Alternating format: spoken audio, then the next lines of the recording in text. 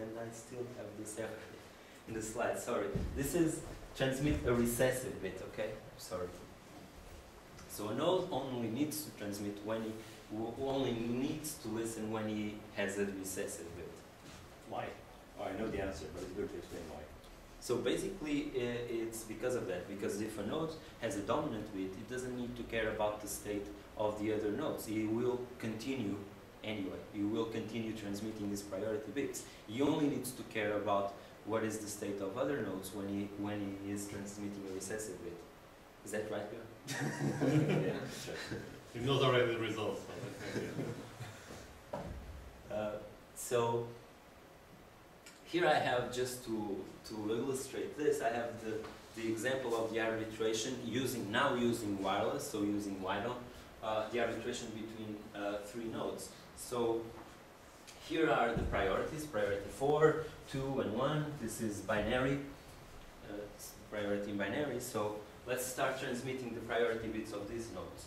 So in the first bit, this node transmits nothing, but he listens. He monitors the medium for the time interval of one priority bit. These nodes transmit a carrier for the interval of one priority bit.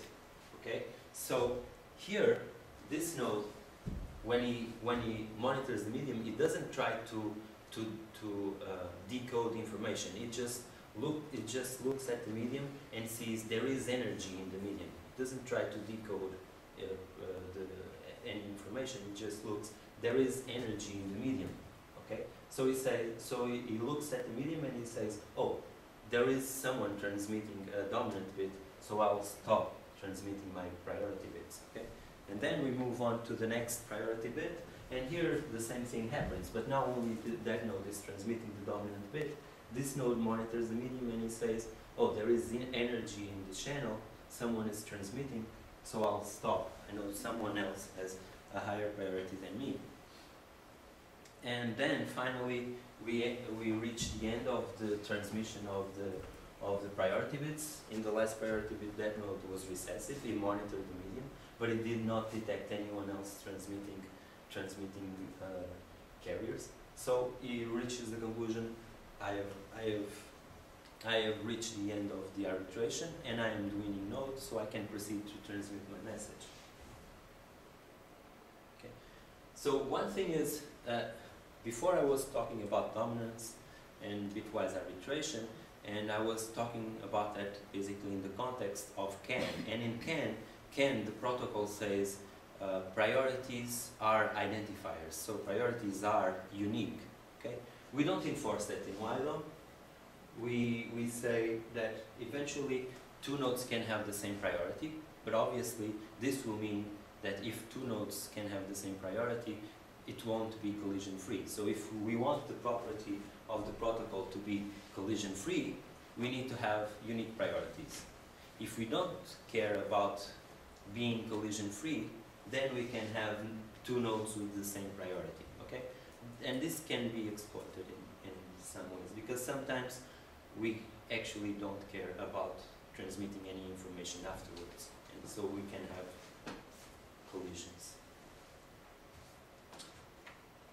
Okay, so I've showed you the basic of implementing the bitwise arbitration in wireless, but obviously this is not all. Okay, we need to solve some other issues. The first one is we need to agree when this arbitration, in WIDOM we call it tournament, when it starts. So when nodes start transmitting priority bits, and nodes need to agree, this is the time interval for the first priority bit, this is the time interval for the second, this is the time interval for the third, and so on. So we need to solve that in WIDOM. So WIDOM needs to have a way that nodes start in a common reference of time. Obviously agree on the duration of each bit, but this will depend on some, let's say, implementation aspects. This will depend on the platform we are implementing it, because it will depend on the time that it takes the transceiver to switch from sending to receive, because we need to switch from send to receive when we have a dominant or a recessive bit. How long do we need to transmit a carrier pulse so that it is reliably detected, the energy is reliably detected by other nodes, and obviously deal with things such as clock drifts, propagation, the pulse duration and the TX or its time I've already talked about. So the protocol needs to handle these issues. The basic principle is what I showed you, but there is obviously some details to be dealt with afterwards. Yeah. So the assumption so far looks like every node can listen to every other node. Yeah, exactly. I'll go into that. Little 3 or 4 slides down, or let's see. Okay, so maybe 2 slides. So just I don't want to go into the details of the protocol. I don't think it's that relevant. I just want to show you the evolution of what is possible to happen in several nodes when they are doing while-on, okay? But very, very briefly. So the way we do this a common reference in time so that nodes know, okay, now it's the start of an arbitration, is that we make nodes wait for a long period of silence, okay? Here, this long period is not to scale. I've done it like this, but this is, if it was to scale, it would be basically as big as this part here. Okay? So we implement, we say that we need to wait for a long period of silence in the medium so that we guarantee that we are not going to disturb any ongoing tournament, okay? So we wait for that period of silence, and then if a node wants to start a tournament, what it does is that it sends a carrier pulse. That's what we see here. This node is sending a carrier pulse and saying, I want to start a tournament, okay? And then 2 things can happen. One thing is, like this node, it has nothing to transmit at this time. So this is in-queuing of a message. This node has nothing to transmit, never in-queue the message. And what you will do is, you will eventually detect, this is the time to detect the carrier. You will detect that this was transmitted, and you will start monitoring the medium, okay? You will have a different perception of time than this node, but the protocol needs to encompass that in all the duration of the bits and the gaps between bits. So the protocol encompasses these differences of the time notion of each node. So you see here, this node has a slightly different. For him, this bit would be like here. Okay, he has a different notion of time, but the protocol is done such that the timings of the bits incorporate these possible differences in time. Another thing that can happen is what happened to this node here. This node here had an enqueuing of a message here. So what he done, he started the tournament himself. Before he was able to detect that this one started, he also started the tournament in himself, and he has a different perception, a slightly different perception of time. But again, the protocol encompasses this in the duration of bits and the gaps between the bits, okay?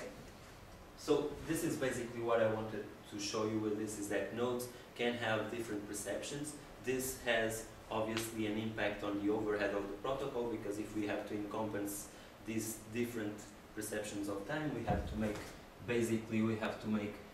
these priority bits longer and the gaps between them longer, okay? So what happened, this is probably already, you would already see this.